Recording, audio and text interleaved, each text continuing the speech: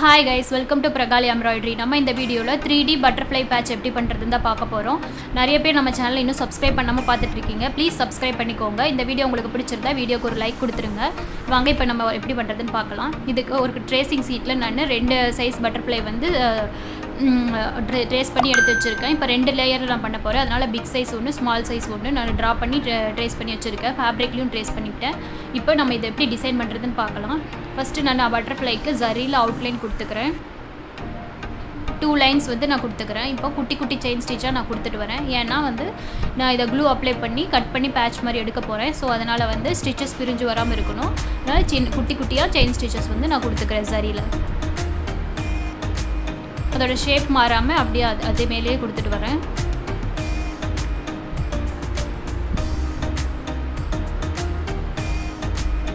இந்த பேட்சை வந்து நீங்கள் ஸ்லீவோட சென்டர் பார்ட்டில் அண்டு ப்ளவுஸோட ஷோல்டர் பார்ட்டில் கூட நீங்கள் ஸ்டிச் பண்ணிக்கலாம். நல்லாயிருக்கும். ஃபேன்சி சாரீஸ் வச்சுருந்தீங்களா அதில் யூஸ் பண்ணலாம், நல்லாயிருக்கும்.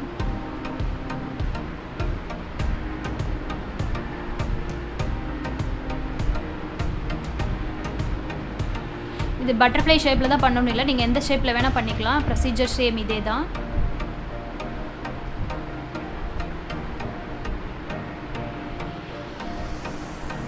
இப்போ 2 லைன் நான் ஜரியில் கொடுத்துட்டேன். அதுக்கப்புறம் இன்சைடில் வந்து நான் சுகர் பீட் கொடுத்து ஃபில் பண்ணிக்கிறேன். 2 சுகர் பீடாக கொடுத்து ஸ்டிச் பண்ணி எடுத்துக்கிறேன்.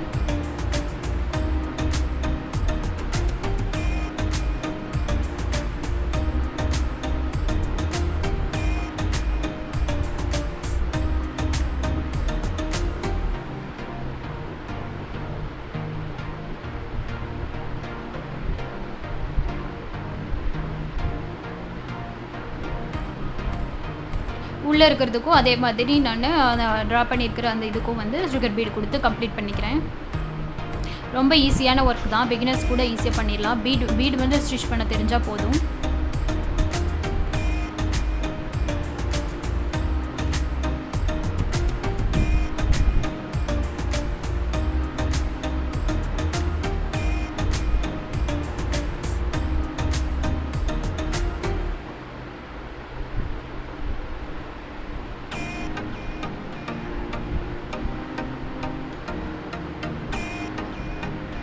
பாருங்கள், இதுக்கு எல்லாத்துக்குமே நான் சுகர் பீட் கொடுத்து முடிச்சிட்டேன். இப்போ உள்ளே இருக்கிற அந்த இந்த போர்ஷனுக்கு நான் ஃபில் பண்ண போகிறேன். அதுக்கு வந்து நான் கட் பீட்ஸ் எடுத்திருக்கேன், பிங்க் கலர் கட் பீட்ஸ் எடுத்திருக்கேன். அதை வச்சு நான் சைடு லோடிங் மாதிரி கொடுக்க போகிறேன். உள்ளே வந்து லோடிங்க்கு வந்து நான் பீடையே கொடுத்துக்கிறேன். 2 பீடாக வந்து ஸ்டிச் பண்ணிக்கிறேன். ஃபஸ்ட்டு வச்சு கடைசியில் அந்த இன்னட் போட்டுக்கிறேன். இப்போது அந்த மேலே போர்ஷன்லேருந்து நான் ஸ்டார்ட் பண்ணிக்கிறேன். இந்த ஷேப்புக்கு ஏற்ற மாதிரி 2 பீடு, அந்த 3 பீடு அந்த மாதிரி அட்ஜஸ்ட் பண்ணி கொடுத்துக்கிறேன். சைடு லோட் மாதிரி கொடுத்துட்டு வரேன். ஃபஸ்ட்டு மேலே இது கொண்டு வந்து பீடை ஸ்டிச் பண்ணிவிட்டு செயினை ஒரு லாக் கொடுத்துட்டு திருப்பி மேலே த்ரெட்டை மேலே கொண்டு போயிட்டு ஒரு செயினை ஒரு லாக் கொடுத்துட்டு அதுக்கப்புறம் பீடை ஆட் பண்ணிக்கிறேன். அந்த மாதிரி பண்ணுறேன். அங்கே இருக்கிற ஷேப்புக்கு ஏற்ற மாதிரி நான் பீடோட கவுண்ட்டை அட்ஜஸ்ட் பண்ணிக்கிறேன். எட்ஜஸில் வரும்போது ஒரே ஒரு பீடு மட்டும் கொடுத்து நான் எண்ட் நாட் போட்டு ஃபினிஷ் பண்ணிக்கிறேன்.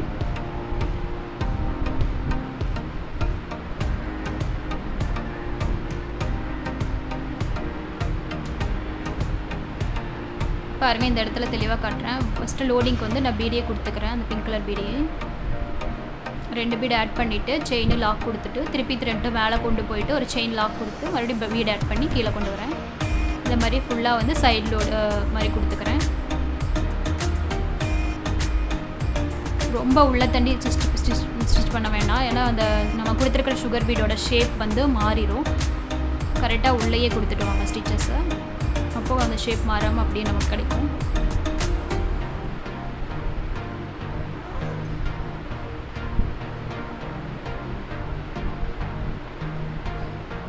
இப்போ லாஸ்ட்டாக ஒரு பீடு கொடுத்து எண்ட் நாட்டு கொடுத்துக்கிறேன்.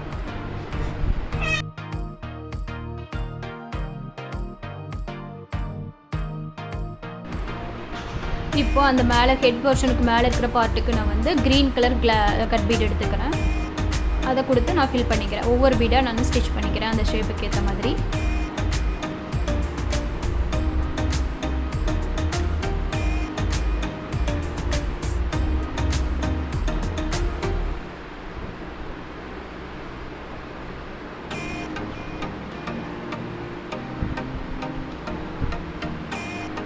கடைசியில் கொண்டு வந்து எண்ட் நாட் போட்டுடுறேன்.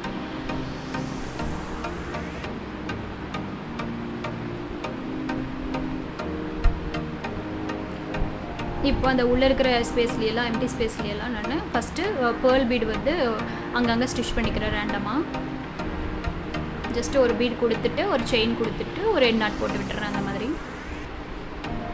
ரேண்டமாக அங்கங்கே கொடுத்துக்கிறேன்.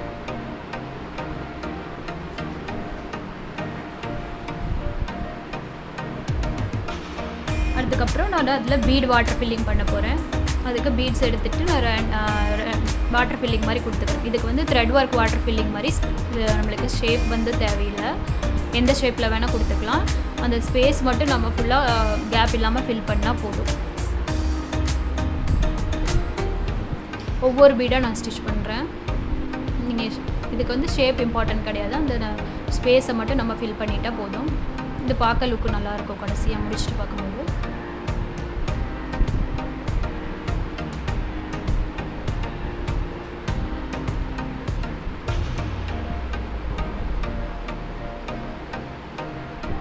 இப்போ ஷேப் கொண்டு வந்து உங்களுக்கு அதுக்கப்புறம் மூவ் பண்ண இடம் இல்லைன்னா அந்த இடத்துல எண்ட் நாட் கொடுத்து ஃபினிஷ் பண்ணிடுங்க. மறுபடியும் இன்னொரு இடத்துல ப்ரெஷ்ஷாக ஸ்டார்ட் பண்ணிக்கோங்க.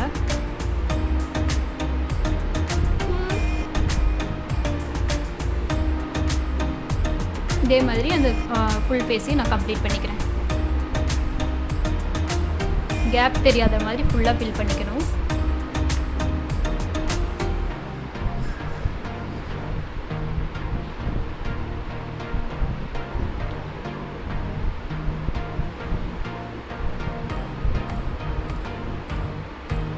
இது எல்லாமே நான் ஃபில் பண்ணிட்டேன். இப்போது அந்த சென்டரில் இருக்க ஹெட் பார்ட்டுக்கு வந்து நான் 3D பீட் வந்து ஸ்டிச் பண்ணுறேன். அதுக்கு ஒரு 5 mm பீடும் ஒரு சுகர் பீடும் எடுத்திருக்கேன். இப்போ நான் நீடில் இன்சர்ட் பண்ணிவிட்டு மறுபடியும் அதிலேருந்து ஒரு த்ரெட் எடுத்து சுகர் பீடை மேலே மட்டும் இப்படி வந்து நாட் மாதிரி கொடுத்துக்கிறேன். இப்போ நான் 3D ஷேப்பில் இருக்கும் நமக்கு அந்த பீடு இப்படி ஸ்ட்ரைட்டாக நிற்கும். இப்போது இன்னும் ஹைலைட் பண்ணுறதுக்காக என்ன பண்ணுறேன்னா அந்த பிங்க் கலர் சில்க் த்ரெட்டில் அவுட்லைன் கொடுத்துக்கிறேன். நார்மல் செயின் தான் கொடுக்குறேன், அதையும் நான் குட்டி குட்டியாக ஸ்டிச் பண்ணி எடுத்துக்கிறேன்.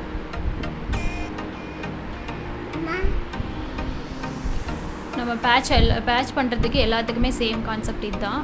நீங்கள் என்ன ஷேப்பில் வேணால் இதே மாதிரி பண்ணிக்கலாம்.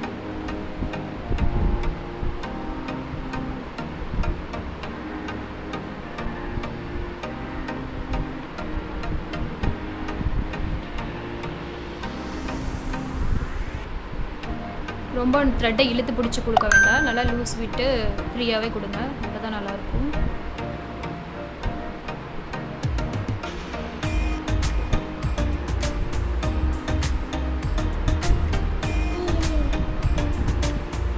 பாருங்கள், அதே மாதிரி நான் big size and small size 2 பட்டர்ஃப்ளையும் நான் ஃபில் பண்ணி எடுத்துக்கிட்டேன்.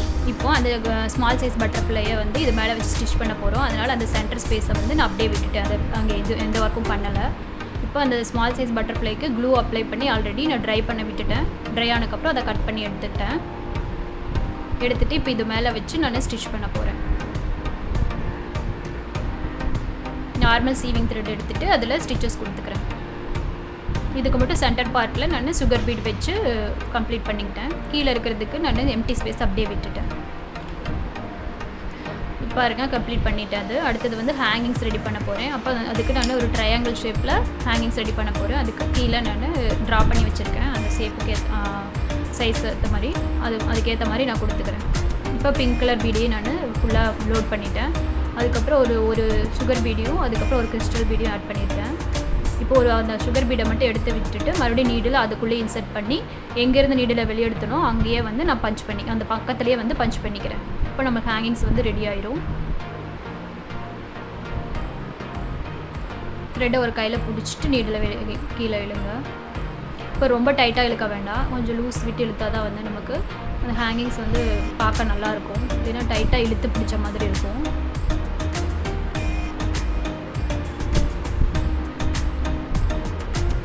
நீடில் அந்த ப்ரீடுக்குள்ளே இன்சர்ட் பண்ணி நம்ம எங்கேருந்து வெளியே எடுத்தோமோ அதுக்கு பக்கத்துலேயே வந்து பஞ்ச் பண்ணிக்கணும். பஞ்ச் பண்ணிவிட்டு நீடில் இழுக்கும் போது வந்து த்ரெட்டை ஒரு கையில் பிடிச்சிக்கோங்க. கொஞ்சம் லூஸாகவே விடுங்க, அப்போ தான் ஹேங்கிங்ஸ் வந்து பார்க்குறதுக்கு நல்லாயிருக்கும். இதே மாதிரி நான் ஃபுல்லாக ஃபில் பண்ணிக்கிறேன்.